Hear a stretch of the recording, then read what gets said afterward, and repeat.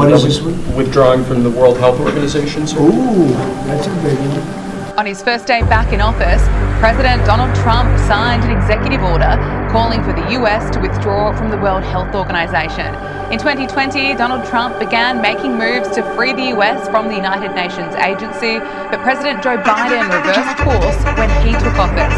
Now Donald Trump is president again.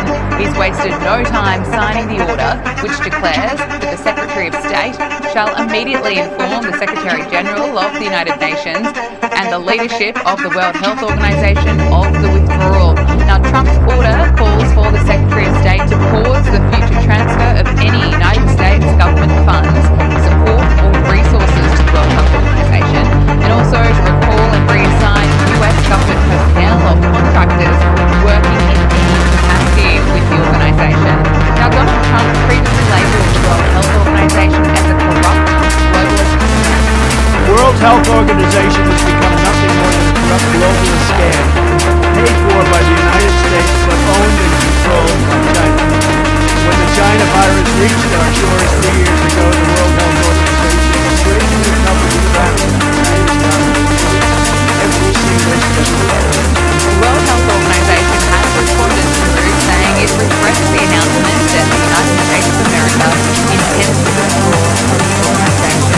We hope that the United States will reconsider and we look forward to engaging in constructive dialogue and maintaining partnerships between the USA and the World Health Organization for the benefit of the health and well-being of millions of people around the globe. But the decision is being met with support. Australia's One Nation leader, Pauline Hanson, is calling for Australia to follow suit. Ms Hanson posted on X, One Nation has long called for Australia to withdraw from international agreements and organisations that do not align with the best interests of Australians. Donald Trump has shown that leaving these organisations and agreements is simply a matter of political will. It's time to put Australia first, reclaim our sovereignty and ensure our future is decided by Australians for Australians. Trump's move calling for the US to withdraw from the World Health Organization was one of many executive orders the president made on his first day back. Annalise Nielsen has had a front seat to all things Trump 2.0, from the announcement of his candidacy all the way through the election, and of course, as part of excellent coverage, just saying so ourselves, at Sky News from the middle of the night to now the end of the night here. Many hours later, she joins us now from Washington DC, where it's just gone 5:30 in the morning, mate. You are the Energizer Bunny. You just keep going. Well done, mate. Congrats to you, the team, and everyone else. Chris as well with this show has been absolutely fabulous, and Tom with all the great details. So I do want to spend much of this conversation looking forward, because we've all done the highlight reel, and people who are watching this time of the night have seen it many times over. But what to you was most striking about being in that arena when there was not just the parade, there was a speech, of course, by the President, much more informal speech to one that he had made at the inaugural, but also those executive orders where that change that people had voted for, and I sort of onto something here that they wanted it, so he gave it to them, and he gave it to them via a fire hose. I heard one journalist say that they were drowning in news lines, and I think that is exactly how it's felt. And it's because we've had the water cut off for so long.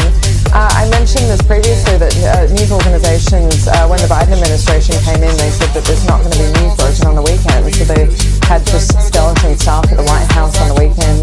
Now, news will happen when it happens, and Donald Trump had that impromptu press conference last night.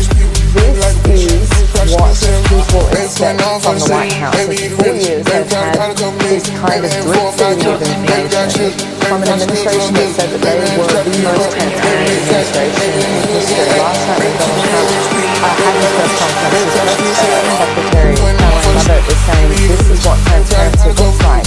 And that is true. As he was signing the executive order, he was taking questions from reporters, and he was really answering them. And so this is going to be the new normal. There will be news broken when it breaks. This will be reactive. And I'm sure it's not always going to be as amenable as it was yesterday. I'm sure there'll still be intense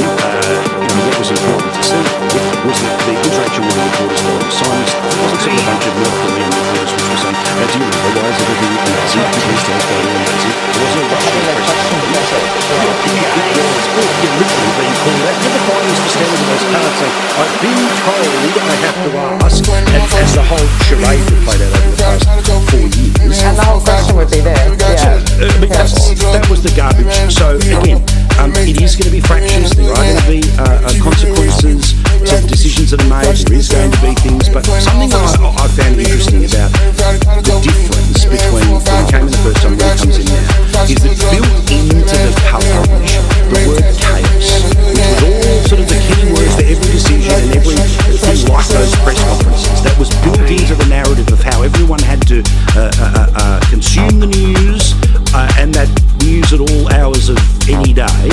That doesn't exist this time around, does it? Because not only does he know what he's doing, but he's got a professional series of people around him who are his people.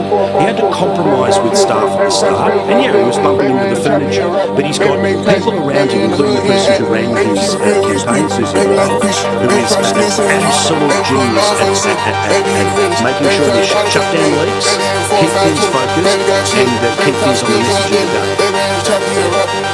Absolutely. I think it was just the first time around that everyone was so shocked by that. And I think having 4 years out of the place, and it wasn't necessarily the worst thing for him, having the fact that still be really good cases, I think has really focused him on getting back in.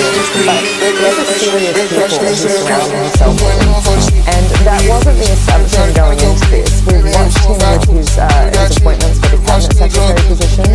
The business community is really happy with the people he's put in for, especially those economic portfolios. And at the end of the day, that's what Donald Trump wants. He wants to point at the stock market and say, I did that. And every American, 60% of Americans have at least some kind of investment in the stock market through 401k, retirement savings, or some other investment mechanism. So the stock market does matter. There'll be people that tell you that this is a rich people thing. It's not. It's a really ordinary American thing. But also just having gas prices come down. That is huge. I cannot tell you how many small business owners I've talked to over the last year, and when they all work on small margins and just put their heart and souls into businesses, it'll often be the transportation costs, the thing that kills them. And so to say that we're going to start getting oil drilling back, we're going to get in a position where we're not having Russian oil going through around all these sanctions and actually costing the American taxpayer more at the end of the day. These are all things that are going to make a huge difference. And also just the signaling of Trump coming back and saying, I care about business, we're doing this.